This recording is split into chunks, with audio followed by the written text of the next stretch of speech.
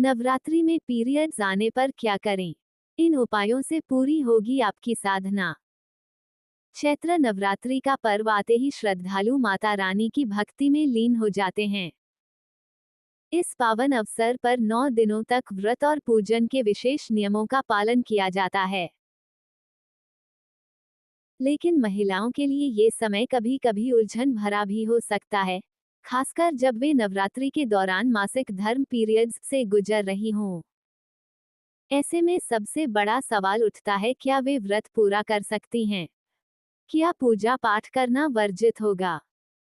ज्यादातर महिलाएं इस विषय पर असमंजस में रहती हैं, क्योंकि धार्मिक मान्यताएं और सामाजिक परंपराएं अलग अलग राय देती हैं।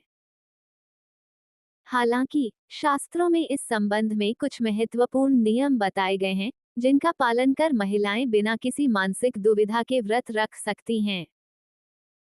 आइए जानते हैं कि नवरात्रि के दौरान पीरियड्स आने पर किन नियमों को अपनाना चाहिए और क्या इस दौरान व्रत करना उचित है। अगर किसी महिला ने नवरात्रि व्रत का संकल्प लिया है, तो ये आवश्यक होता है कि वो इसे पूरे नियमों के साथ निभाए। यदि आपने किसी खास अवधि जैसे 2, 5 या 7 साल तक नवरात्रि का व्रत करने का संकल्प लिया है, तो इसे बीच में छोड़ना उचित नहीं माना जाता। इसलिए, अगर पीरियड्स के दौरान कुछ विशेष नियमों का पालन किया जाए, तो व्रत जारी रखा जा सकता है। अगर पीरियड्स नजदीक हों तो पहले से करें प्लानिंग। महिलाओं के मासिक धर्म का चक्र 22 से 28 दिनों के बीच होता है। इसलिए, यदि आपको पहले से ही पता है कि पीरियड्स नवरात्रि के दौरान पड़ सकते हैं, तो बेहतर होगा कि आप व्रत रखने से बचें।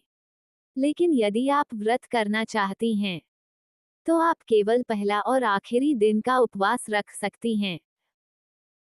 इस दौरान पूजा सामग्री, कलश आदि को छूने से बचें और दूर से ही मां दुर्गा के दर्शन करें।